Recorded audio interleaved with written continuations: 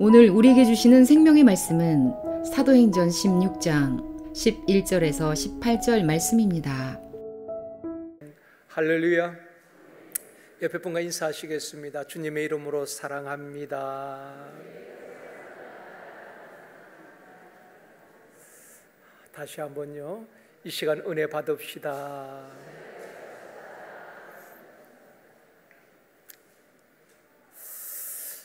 여러분은 우리 교회가 어떤 교회가 되었으면 좋겠습니까? 우리 제일성도교회가 여러분들이 원하는 교회가 되었으면 좋겠습니까? 아니면은 하나님께서 원하시는 교회가 되었으면 좋겠습니까? 아마 대부분 그렇게 대답하실 겁니다. 하나님이 원하시는 교회가 되었으면 좋겠다. 우리가 대답은 그렇게 하면서도 어떤 분들은 교회가 내 마음에 들지 않는다고 불평하기도 합니다. 교회가 무엇일까요? 하나님께서 왜 교회를 세우셨을까요? 이것을 바로 알아야 되는 것입니다.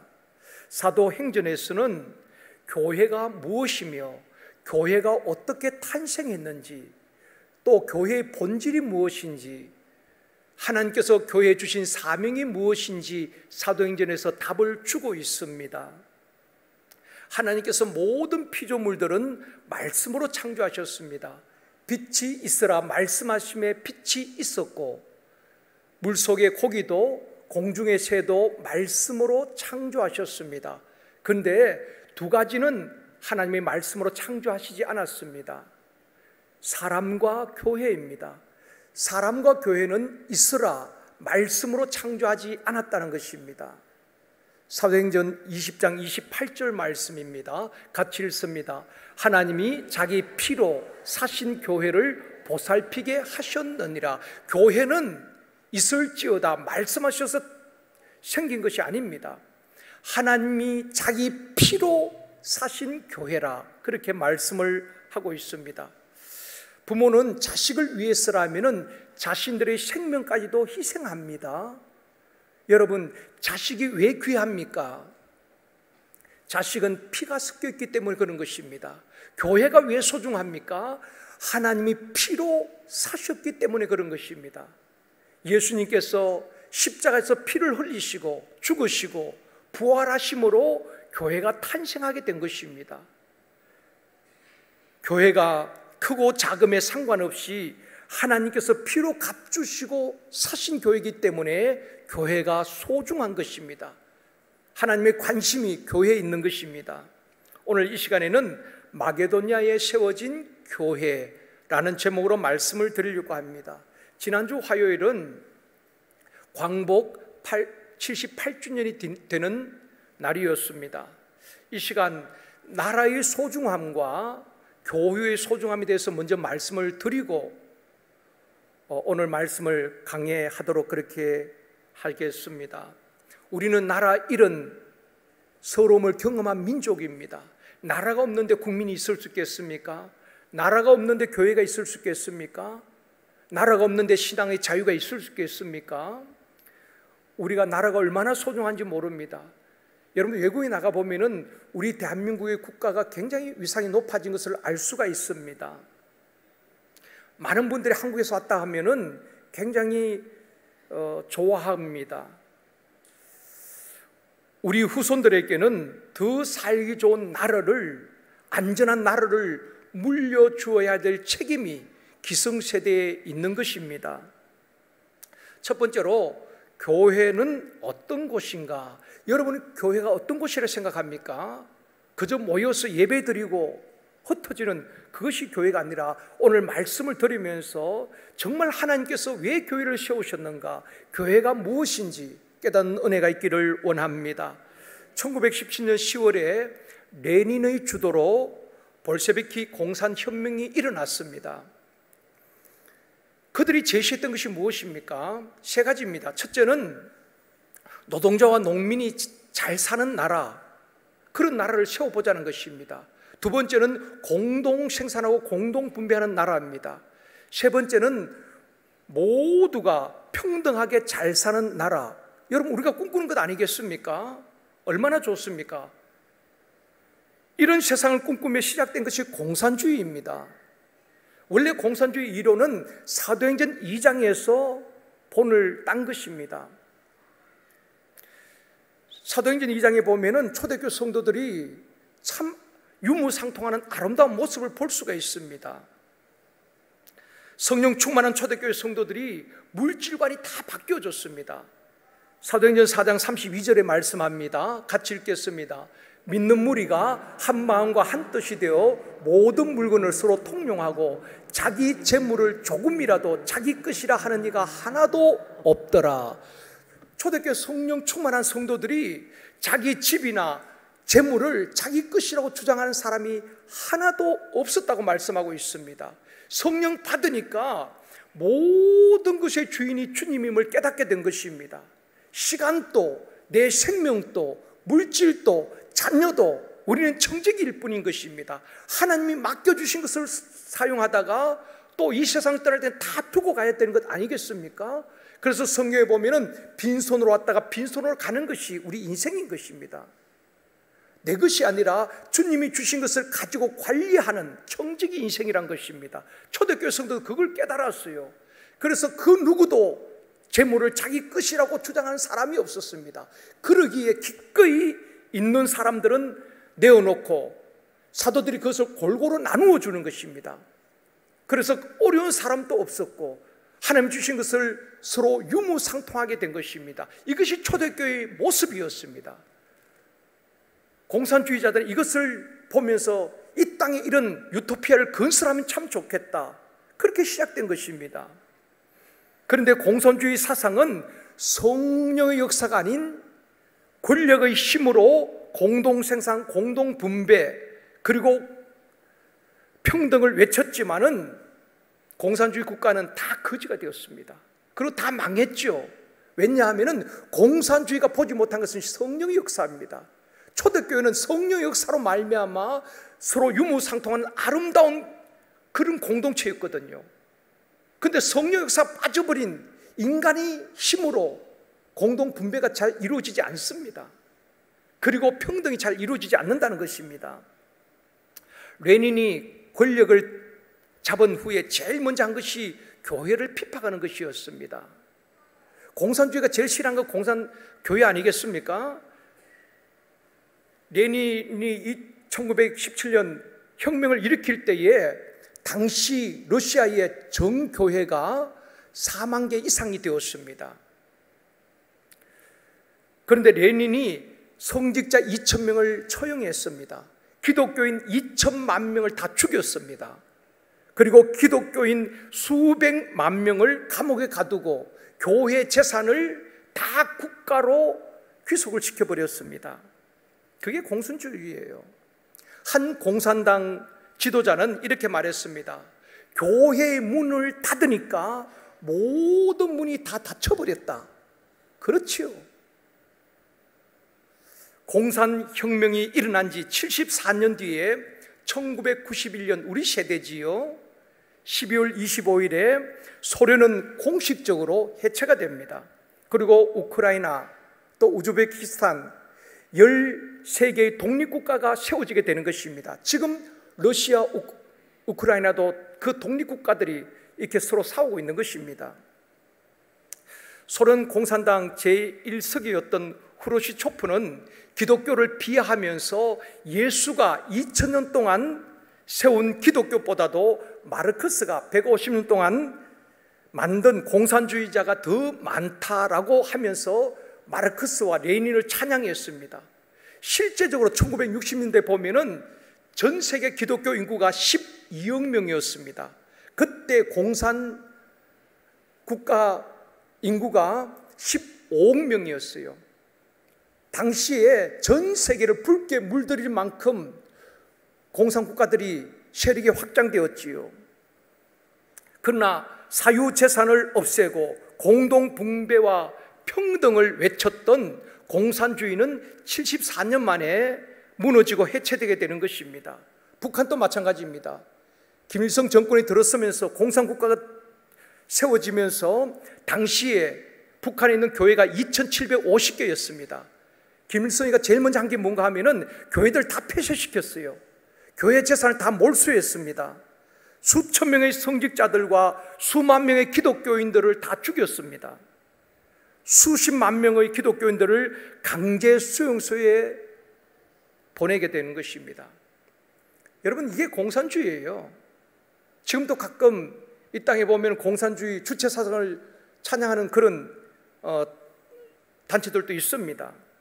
우리는 역사의 교훈을 받아야 하는 것입니다. 국가가 없으면 교회도 없습니다. 신앙의 자유도 없습니다. 교회를 핍박한 나라와 정권은 반드시 망한다는 것이 역사가 주는 교훈인 것입니다. 교회의 문을 닫으면 축복의 문도 다 닫히는 것 아니겠습니까? 여러분, 공산주의 국가들이 잘 산 나라가 있었던가요? 세계 역사를 볼 때에 여전히 교회는 이 세상의 희망인 줄 믿습니다. 좀 자부심을 가지고, 여러분, 성경적인 세계관과 국가관을 가지고 교회를 섬겼으면 참 좋겠다는 생각이 되어집니다. 사랑하는 성도 여러분, 교회가 뭐 하는 곳입니까? 교회가 어떤 곳인지 모르면은 종교 집단이 되는 것입니다. 교회는 복음으로 사람을 살리는 곳이 교회인 것입니다. 아멘이지요. 성경에서 말하는 교회는, 하나님께서 피로 값주고 세운 교회는 복음으로 영혼을 살리는 것입니다. 그리고 말씀으로 양육하고 일꾼을 세우는 것입니다. 그것이 사도행전에 나오는 것 아니겠습니까? 복음을 전하고 영혼을 살리고 그 다음에 양육해서 일꾼을 세우는 것입니다. 그리고 주님 다시 오실 때까지 땅끝까지 이르러 정인이 되는 것이 교회인 것입니다. 주님께서 세운 교회의 모습이 바로 그런 것입니다. 초대교회의 모습이 그런 교회인 것입니다. 8월 17일 지난 목요일 날 국민일보에서 문 닫는 교회의 5가지 특징이라는 특별 기고를 했습니다. 교회 성장 전문가인 톰 레이너 박사가, 이분이 지금 미국과 전 세계에 영향력 있는 그런 목사님이신데, 이분이 코로나 이후에 문 닫는 교회들이 참 많이 늘어나고 있다. 우리 한국에서도 코로나 이후에 만 교회가 문을 닫았다고 말하잖아요. 물론 좀 적은 교회들이겠지요. 이 톰 레이너 목사님은 교회 성장 전문가인데, 문 닫는 교회는 5가지 특징이 있다는 것입니다. 첫 번째는 전도를 포기한다는 것입니다. 전도해도 안 되고 사람들이 핍박하니까 전도를 포기해버린다는 것입니다. 그러니까 교회가 문을 닫게 되는 것입니다.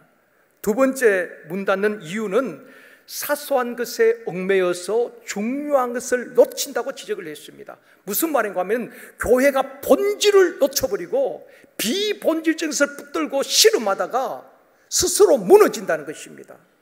그것이 오늘날 한국교회의 모습이기도 한 것입니다.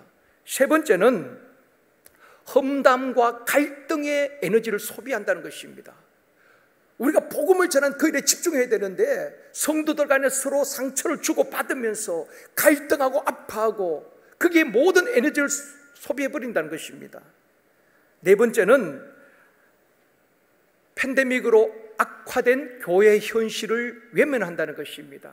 팬데믹으로 어려움을 당하는 성도들과 또 그 교회에 대한 외면이 결국 교회가 약화되는 원인이라고 지적을 했습니다. 다섯 번째는 목회자에게 모든 문제를 떠넘긴다. 그것을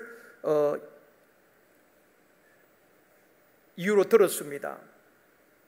톰 레이너 목사는 교회의 존재 목적인 전도를 강조하면서 오늘날 현대 교회들이 교회 내에서 사소한 일들로 서로 논쟁하고 갈등하고 그게 에너지를 다 소비하다 보니까 진짜 교회가 해야 될 전도, 복음 전한 일이 힘을 다 잃어버렸다는 것입니다. 에너지를 잃어버렸다는 것입니다. 그것을 지적하고 있습니다. 그렇다면 교회가 문 닫는 이런 시대에 우리가 교회가 정말 성장하고 건강하게 부흥하려면 반대로 해야 되는 것입니다. 전도를 포기하는 것이 아니라 전도에 집중하고, 서로 사소한 일에 얽매이는 것이 아니라 본질을 붙들고 험담과 갈등으로 에너지를 소비하는 것이 아니라 정말 전도에 우리가 집중할 때에 성령께서 강력하게 우리를 사용하여 주실 줄 믿습니다. 사랑하는 성도 여러분, 하나님께서 피로 값주고 세운 교회, 그 교회를 사랑하며 땅끝까지 이르러 정인이 되라는 주님의 그 말씀에 순종하는 교회와 또한 저와 여러분이 되어지길 주님의 이름으로 축원합니다. 두 번째로 하나님께서 예비하신 사람 루디아입니다. 오늘 본문에 보면 바울이 2차 전도 원정을 떠날 때에 바울의 계획은 1차 전도 원정 때에 복음을 전했던 안디옥, 이고니온, 루스드라, 더베 이러한 지역에 돌아보고 아시아 북부, 그러니까 지금 터키 북부 지역에 있는 비두니아 그 지역에 복음을 전하는 것이 계획이었습니다. 그런데 성령께서 두 번씩 막으시는 겁니다. 그리고 바울 일행을 드로아로 인도하셨습니다. 드로아에서 환상을 보게 되는데 한 사람이 서서 마게도냐로 건너와서 우리를 도우라, 그 환상을 보게 되는 것입니다. 그때 바울이 깨닫게 됩니다. 하나님께서 아시아에서 복음을 전한 것을 막으시고 우리를 유럽으로 마게도냐로 가게 하시는구나. 그리고 기꺼이 바울은 자기 계획을 내려놓고 성령님께 순종하게 되는 것입니다. 거기서부터 오늘 본문이 시작되는 것입니다. 11절 말씀입니다. 같이 읽습니다. 우리가 드로아에서 배를 타고 사모드라게로 직행하여 이튿날 네아폴리로 가고. 지도를 보면은 원래는 아시아 지역에서 복음을 전하려고 했는데 성령께서 막으시고 인도한 것이 드로아입니다. 드로아는 에게의 항구 도시거든요. 그 드로아에서 배를 타고 사모드라게 섬에서 하루 머물고 다음 날 네아폴리에 도착하게 되는 것입니다. 네아폴리에서 육로로 빌립보로 이동하게 되는 것입니다. 이 마게도니아 빌립보에 바울 일행이 도착하게 되는 것입니다. 12절 말씀 같이 읽습니다. 거기서 빌립보에 이르니 이는 마게도니아 지방의 첫 성이요 또 로마의 식민지라 이 성에서 수일을 유하다가. 빌립보는 어떤 도시인가 하면은 마게도니아, 유럽의 관문인 마게도니아 지방의 첫 성, 첫 도시입니다. 그리고 로마의 식민지라 그랬죠. 이 마게도니아 빌립보는 당시 로마가 지배하였습니다. 로마의 식민지였어요. 그러다 보니까 군사들이 많이 주둔을 하게 되는 것입니다. 군인들이 많이 상주하게 되는 군사적 요충지인 것입니다. 이처럼 빌립보는 마게도니아의 처성이고 로마의 식민지고 군사적 요충지였던 것입니다. 이곳에 바울 일행이 도착하게 된 것입니다. 13절 말씀입니다. 같이 읽습니다. 안식일에 우리가 기도할 곳이 있을까 하여 문밖 강가에 나가 거기 앉아서 모인 여자들에게 말하는데, 유대인들은 어디를 가든지 10명, 남자 10명 이상이 모이면 10가정 이상이 되면 회당을 짓습니다. 유대인들이 나라를 잃어버리고 2000년 동안 전 세계에 흩어진 디아스포라, 나라를 잃고 다 전 세계에 흩어졌잖아요.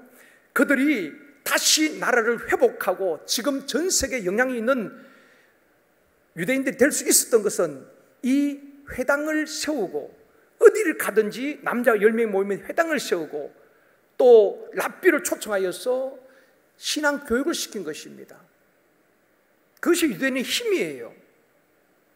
그런데 이 빌립보에는 회당이 없었습니다. 그러다 보니까 바울이 기도처를 찾은 것입니다. 회당이 없는 곳에는 몇 사람이 모여서 기도하는 기도처가 있었습니다. 그래서 이 바울이 강가에 기도처를 정하고 거기서 모인 여자들에게 말씀을 전하게 되는 것입니다. 바울은 빌립보에서 전도할 때 먼저 기도로 시작하게 되는 것입니다. 전도와 선교는 기도로 준비하고 기도로 사역을 감당해야 하는 것입니다. 유럽의 첫 교회는 기도로 탄생하게 되는 것입니다. 여러분, 교회가 어떤 곳입니까? 마태, 마가, 누가, 요한 사복음서의 저자가 동일하게 이사야의 말씀을 인용한 것이 있습니다. 이사야의 말씀을 인용했는데 그 말씀이 무엇인가 하면은 내 집은, 아버지의 집은 기도하는 집이라 하는 것입니다. 교회가 무엇입니까? 교회는 기도하는 집인 줄 믿습니다. 우리 모든 성도들이 껴 기도하는 교회가 되어지길 주님의 이름으로 축원합니다. 그래서 우리 후반기에 집중해서 우리 사역하는 것이 두 가지입니다. 기도 운동과 소그룹 회복 운동입니다. 여러분, 기도 없이 어떻게 우리가 사역을 할 수 있겠습니까? 기도 없이 어떻게 소그룹이 살아날 수 있겠습니까? 기도 없이 어떻게 교사가 학생들을 제대로 가르칠 수가 있겠습니까? 기도 없이 어떻게 샘터장이 샘터를 이끌어 갈 수가 있겠습니까? 우리 모두가 기도 운동의 동력자가 되어지기를 원합니다. 그래서 금요 성령 집회에 다 같이 나와서 함께 기도하자는 것입니다. 저는 그런 꿈을 꾸고 있습니다. 금요 성령 집회 때에 우리 1층과 2층 또 중앙 통로까지 꽉 찼어. 정말 이 앞에 있는 찬양대 이 자리까지 꽉 찼어. 정말 예수 그리스도 이름을 부르짖을 때에 강력한 역사가 일어나게 되어줄 줄 믿습니다. 여러분의 가정의 문제, 또 교회의 문제, 우리의 삶의 문제들이 해결되는 역사가 일어나게 되어줄 줄 믿습니다. 여러분, 그 일에 함께 동참할 수 있기를 원합니다. 교회는 기도하는 집인 것입니다. 바울이 어디로 가야 될지 모를 때에 먼저 기도하는 것입니다. 그럴 때에 하나님께서 예배하신 루디아를 붙여주신 것입니다. 본문 14절 말씀입니다. 같이 읽습니다. 두아디라 시에 있는 자색 옷감 장사로서 하나님을 섬기는 루디아라 하는 한 여자가 말을 듣고 있을 때에 주께서 그 마음을 열어 바울의 말을 따르게 하신지라. 두아디라 성에서 온 자색 옷감 장사 루디아가 나옵니다. 자색 옷감 장사 같으면, 요즘 같으면은 브랜드가 있는 명품 옷을 취급하는 여인이었습니다. 그러니까 상당히 재력이 있었던 사람이 바로 루디아였습니다. 이 루디아가 바울이 전한 복음을 듣게 되는데 주께서 그의 마음을 여셨다고 말씀하고 있는 것입니다. 많은 여인들이 듣고 있었지만은 주께서 그 마음을 열어주신 것입니다. 루디아는 하나님을 섬기는 자였지만은 복음을 깨닫지 못했기 때문에 율법에 매여 있던 영적으로 갈급한 사람이었습니다. 돈은 있었지만은 마음에 공허함이 있는 그런 여인이었습니다. 그런데 복음을 듣는데 그의 마음이 막 뜨거워지는 것입니다. 그래서 바울이 전한 그 말씀을 듣고 은혜를 받고 바울을 따르게 되는 것입니다. 그런데 중요한 것은 주께서 그의 마음을 열어주셨다는 것입니다. 여러분, 우리 주께서 저와 여러분의 마음을 열어주시기를 원합니다. 주님이 마음을 열어주시지 아니하시면 이 자리에 앉아 계시지만은 딴 생각하다가 그냥 졸음만 오고 은혜도 받지 못하고 무슨 말인지 깨닫지도 못하고 또 떠나게 되는 것입니다. 그런데 바울의 복음을 전할 때 다른 여인들도 있었지만은 주께서 루디아의 마음을 열어주시니까, 그 지각을 열어주시니까 말씀을 깨닫게 되어지고 믿어지게 되는 것입니다.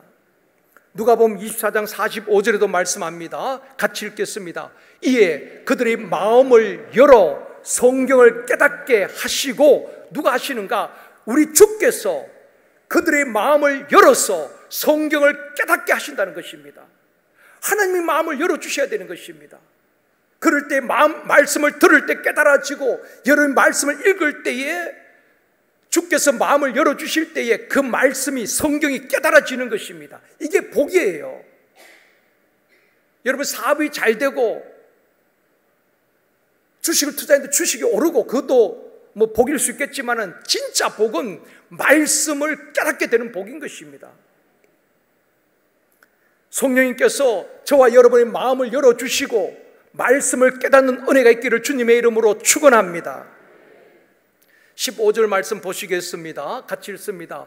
그와 그 집이 다 세례를 받고 우리에게 청하여 이르되, 만일 나를 주 믿는 자로 알거든 내 집에 들어와 유하라 하고 강권하여 머물게 하니라. 이것이 구원받은 증거이고 믿음을 가진 증거인 것입니다.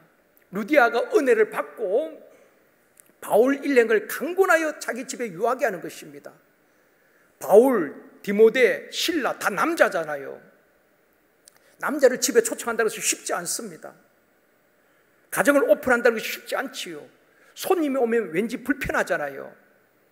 모든 것을 오픈해야 되는 것입니다. 그런데 은혜를 받고 나니까 이 루디아는 기꺼이 자기 집을 오픈하는 것입니다. 그리고 바울 일행이 자기 집을 선교센터로 삼고 빌립보에 복음을 전하도록 자기 집을 기꺼이 내어주는 것입니다. 오늘날 성도들은 프라이버시 때문에 자기 집을 잘 오픈하지 않으려고 합니다. 직계 가족이 아니면은 집을 잘 오픈하지 않습니다. 전에 제 어릴 때 기억은 부모님을 따라서 구역 예배에 많이 참석을 했는데 항상 가정에서 모였습니다. 시골이다 보니까 농사일을 마치고 저녁 9시에 모여서 11시, 12시까지 구역 예배를 드렸습니다. 장로님이 인도하시고 또 함께 기도하고 말씀을 나누고 또 간식을 나누는 그때 기억이 참 아름다운 추억으로 남아 있습니다. 근데 현대인들은 다 가정을 오픈하지 않습니다. 그래서 소그룹, 샘터 모임도 교회에서 잠깐 모이거나 아니면 카페에서 모이고 아니면 안 모이거나, 그러니까 교회가 자꾸 약화되어진다는 것입니다. 구원받은 초대교회 성도들의 모습이 어떠했습니까? 사도행전 2장 46절입니다. 같이 읽겠습니다.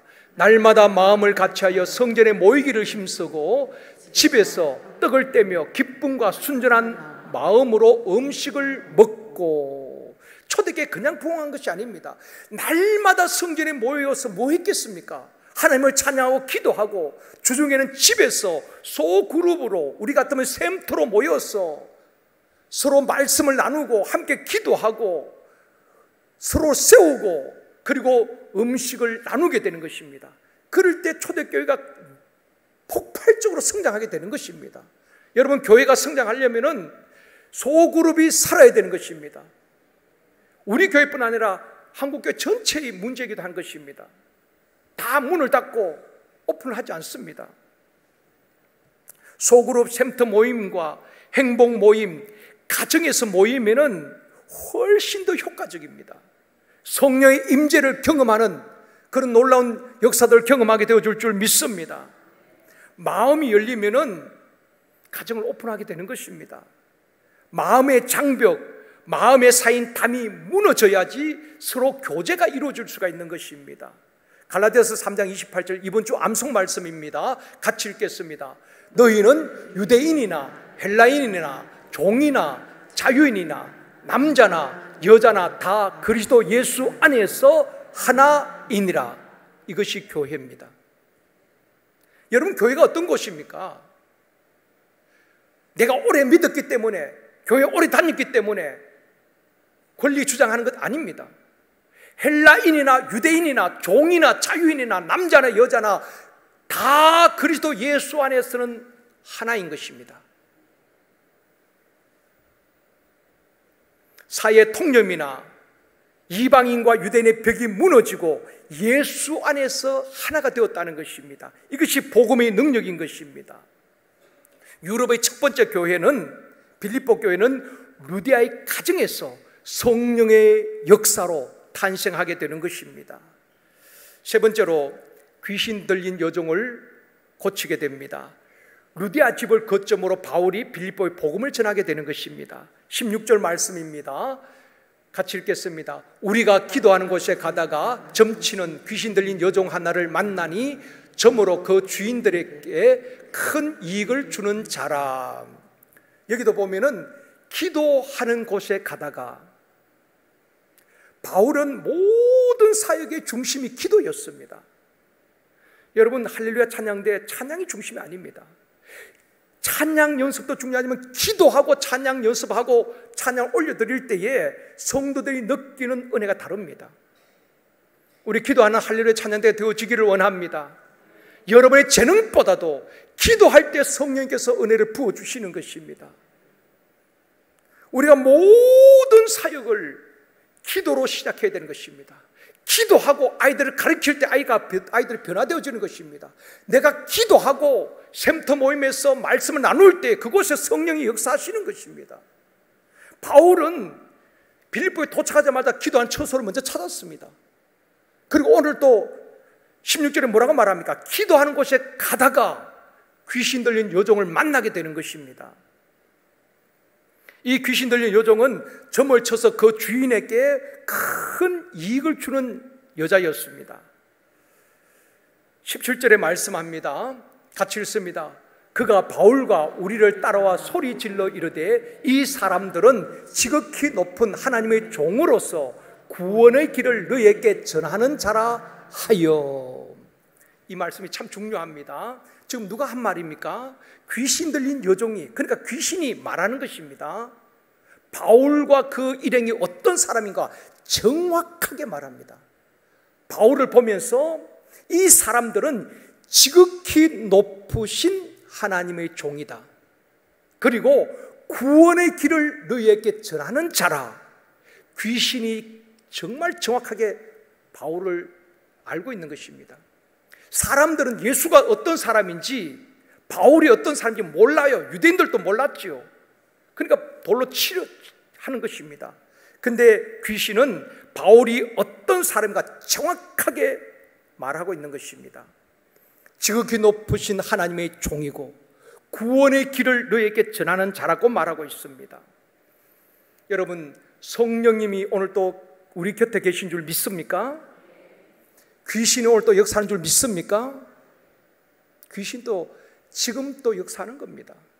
주님 오셔서 그 모든 사단을 무저갱에 던져줄 때까지 귀신은 끊임없이 여러분을 흔들고 넘어뜨리려고 하고 여러분 가정과 여러분 자녀들에게 일터에 귀신 역사하는 것입니다. 마귀는 죽이고 빼앗고 멸망시키는 것이 전문인 것입니다.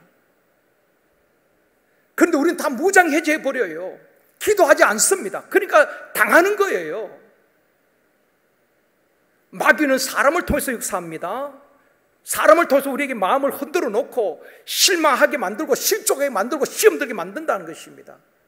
마귀의 정체를 모르니까 자꾸 속고 있는 것입니다. 마귀는 쉬지 않고 지금 또 두루다니며 3-7자를 찾고 있다는 것입니다.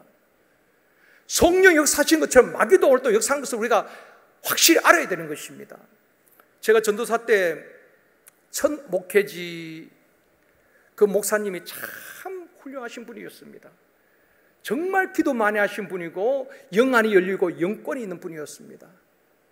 그분처럼 영적인 분은 지금까지 만나보지 못했습니다. 그분은 연초에 1월 첫 주가 되면은 모든 교역자들 다 금식을 시켰습니다. 우리는 싫든 좋든 같이 금식을 하고 그러면 교역자들 앉혀놓고 한 명 한 명 교역자들 축복기도를 해주시는데 예언을 하시는데 우리 심령을 그냥 환히 들여다보고 기도해 주시는 것 같았어요. 그 목사님 앞에 우리 연초가 되면 벌벌벌 떠는 것입니다. 혹시 우리의 죄가 드러날까 봐서. 그만큼 영적으로 깨어있는 분이 있었습니다. 거의 매일 사모님과 함께 교회 철회하셨습니다. 그런 분인데 그 전도사 때에 성령의 역사와 귀신의 역사를 눈으로 보고 그때 참 많이 체험했습니다. 그래서 정말 귀신이 역사하는구나 많이 보았습니다. 그 목사님께서 집회를 나가시면은 저희들이 따라가서 찬양 인도도 하고 하는데 막 설교를 잔잔하게 하셔요. 그런데 그 성령 역사하심으로 모든 성도들이 통곡하면서 정말 회개하는 그런 놀라운 역사들이 집회 때마다 일어나는 것입니다. 그만큼 영적으로 참 탁월하신 분이었습니다. 교회도 크게 부흥하고 또 크게 짓고 했는데 저희 교제들 그렇게 교훈을 하셨어요. 목회를 하면서 교회가 부흥할 때마다 어떤 일이 있었는가 하면은 병든 자들이 많이 교회에 오더라는 것입니다. 그리고 귀신 들린 사람들이 많이 교회로 오더라는 것입니다. 그러니까 교회가 기도 안 할 수가 없죠. 그렇게 강력하게 기도하니까 병든 자들이 낫게 되어지고 그 소문이 퍼져나가게 되어지고 귀신 들린 자들이 귀신 떠나가고 그러니까 그 소문이 퍼져나가니까 많은 사람들이 모여들게 되어지고 교회가 크게 성장한 것입니다.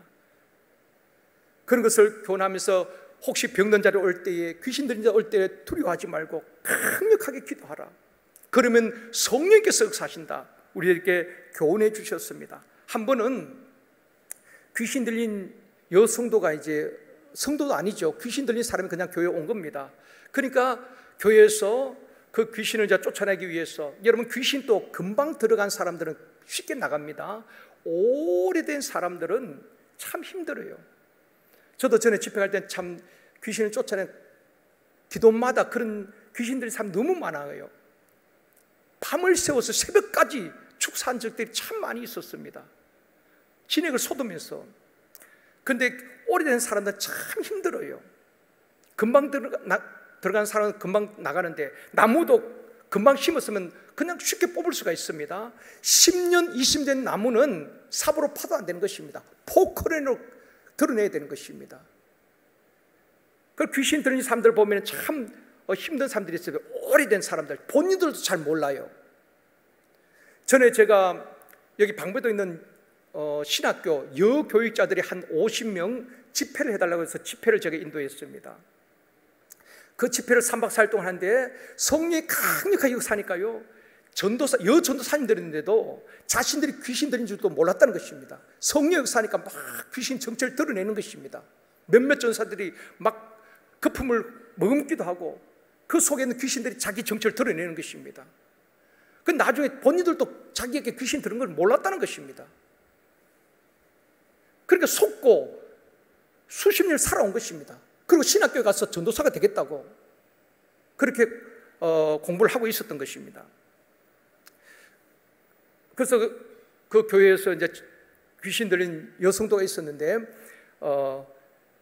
낮에도 또 저녁에도 시간을 정해놓고 그 목사님 중심으로 계속 기도하는 것입니다. 그래서 월화수목금 장로님 한 분, 또 권사님 몇 분, 집사님 몇 분 조를 짜가지고 그렇게 하는 겁니다.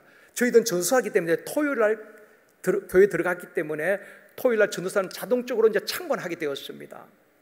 그래 보는데 찬양하고 막, 물론 담임 목사님 인도하시죠. 찬양하고 기도하는데요, 귀신이 어떻게 하는가 하면은 장로님 가운데 한 분이 막 비웃는 것입니다. 네가 장로라고? 기도도 안 하고. 정말 그 장로는 기도 안 한 분이었거든요. 정말 귀신이 귀신같이 알더라고요. 그런데 그 자리에 어떤 분이 있었는가 하면은 아주 볼품없는 한 여집사님이 계셨어요. 그분은 이제 목사님 통해서 우리가 나중에 들었는데, 이분은 결혼하고 옛날에 시댁에서 그냥 쫓겨난 것입니다. 남자에게 막 남편이 구타를 당하고 키도 조그만하고 그리고 얼굴도 막 강대뼈 튀어나오고 정말 좀 못생겼어요. 그때 당시에 제가 기억으로 한 50대 60대 된 그런 분이었습니다. 가진 것도 없고 가난하고 혼자 있고 하니까 할 게 없잖아요. 그러니까 밤마다 교회 와서 목사님 사모님과 함께 그냥 철회하는 것입니다. 그냥 우는 거죠. 서러워서 울고 그냥 그렇게 하는데 하나님께서 그에게 은사를 주신 것입니다. 여러분, 여러 가지 은사가 있지만 투시 은사가 있거든요. 우리의 심령을 꿰뚫어 보는 것입니다. 진짜 그분이 심령에 뭐 어떤 죄 지은 것도 다 그냥 꿰뚫어 보는 것입니다. 엑스레이 찍으면 보듯이. 그러니까 이게 너무 괴로운 것입니다. 본인이. 그렇게 담임 목사님께 상의를 한 것입니다. 목사님, 난 너무 괴로워요. 그분 말도 어눌해요. 그때 맞으면서 뭐 이게 잘못되고 말도 발음도 정하지 않아요. 그냥 목사님 이런 식으로 그런 분이었는데 하나님께 은사를 주셔가지고, 그런데 목사님이 너무 힘들면은 그 은사를 거두어달라고 기도하십시오. 또 그렇게 기도하고 그 은사가 이제 소멸됐다는 이야기를 들었습니다. 그런 분이었는데 이분이 이제 같이 이제 그 자리에 있었습니다. 그런데 이 귀신 벌벌벌 뜨는 거예요. 그분이 들어오면 막 벌벌 뜨는 것입니다. 예수가 그 안에 있기 때문에 내가 너무 무섭다고 막 벌벌 뜨면서 막 이렇게 겁에 질린 그런 모습인 것입니다. 그때 참 보면서 귀신이 믿음이 있는지 없는지, 예수가 우리 안에 있는지 없는지 정확하게 알고 있구나. 그러면서 우리 그때 부목사님 교육자들도 벌벌벌 떨었습니다. 왜냐하면 우리가 같이 그 자리에 참관하고 있으니까 이 귀신이 믿으면 우리의 정체를 드러낼까 봤어. 만약 우리를 보면서 저게 전도사라고 뭐 믿음도 없고 뭐 이렇게 하면은 어떻게 우리가 그 사역을 하길 수 있겠어요. 그런데 하나님께서 그건 막아주시더라고요. 지금 보십시오. 귀신들 요정이 정확하게 바울을 그렇게 이야기하는 것입니다. 저들은 지극히 높은 하나님의 종이요 구원의 길을 가르친 자들이다. 정확하게 귀신이 알고 있는 것입니다. 그럴 때에 오늘 본문 18절입니다. 같이 읽습니다. 이같이 여러 날을 하는지라 바울이 심히 괴로워하여 돌이켜 그 귀신에게 이르되 예수 그리스도의 이름으로 내가 내게 명하노니 그에게서 나오라 하니 귀신이 즉시 나오니라. 그 귀신들 여종을 해서 바울이 예수 그리스도의 이름으로 내가 내게 명하노니 그에게서 나오라 하니 귀신이 즉시 나오니라. 이런 역사가 있기를 원합니다. 귀신이 우리를 조롱하는 것이 아니라 우리 앞에 귀신이 벌벌 떠는 역사가 있기를 원합니다. 예수 그리스도의 보혈의 능력인 것입니다. 내가 얼마나 오래 다녔느냐, 귀신이 목사 때문에 두려워한 것 아닙니다. 장로님 거칙함 때문에 두려워한 것 아닙니다. 모태신앙으로 귀신이 두려워하는 것 아닙니다. 귀신이 가장 두려워하는 것은 예수의 이름인 것입니다. 귀신이 가장 두려워하는 것은 예수의 보혈의 능력인 줄 믿습니다. 예수 그리스도의 이름이 능력입니다. 오늘날 많은 교인들이 예수 그리스도의 이름의 능력을 상실해버렸다는 것입니다. 그러기에 교회가 약해진 것 아니겠습니까? 저와 여러분 다시 한번 예수의 보혈로 예수의 이름 능력으로 재무장할 수 있기를 주님의 이름으로 축원합니다. 예수 그리스도의 이름으로 기도할 때 응답이 있고 예수 그리스도의 이름으로 샘터에서 어떤 모임에서 명할 때에 더러운 귀신들이 떠나가게 되어지고 각색 질병이 낫게 되어지고 어둠의 세력들이 떠나가는 예수의 이름 권세가 저와 여러분을 통해서 나타나기를 주님의 이름으로 축원합니다. 말씀을 맺겠습니다. 사랑하는 성도 여러분, 세상이 교회를 향해서 뭐라고 말하든지 교회는 하나님께서 피로 값주고 세우신 교회입니다. 오늘도 하나님은 교회를 통해서 역사하실 줄 믿습니다. 이 세상의 유일한 소망은 교회인 줄 믿습니다. 교회 문을 닫으면 다른 문도 다 닫혀지는 것입니다. 공산주의는 교회 문을 닫으면서 전 세계를 공산하려고 했지만 결국 74년 만에 무너지게 된 것 아니겠습니까? 우리는 자부심을 가지고 나라와 민족을 위해서 기도할 뿐 아니라 교회를 뜨겁게 사랑할 수 있기를 원합니다. 우리 교회가 기도하는 교회가 되어지기를 원합니다. 지금도 많은 분들이 기도하지만은 우리 모두가 합심하여 기도하는 교회가 되어지고 또한 가정에서 소그룹 모임으로 말미암아 소그룹이 역동적으로 살아 움직이는 교회가 되어지기를 주님의 이름으로 축원합니다. 또한 저와 여러분 무능한 그리스도인이 아니라 우리가 예수 그리스도의 이름으로 기도할 때마다 응답이 되어지고 예수 그리스도의 이름으로 선포할 때에 예수 그리스도의 이름 권세와 능력이 나타나고 더러운 귀신들이 떠나가게 되어지고 각색 질병이 고침을 받는 이런 역사가 샘터마다 또 여러분의 삶 속에서 예수 그리스도의 이름 능력과 권세가 나타나기를 주님의 이름으로 축원합니다.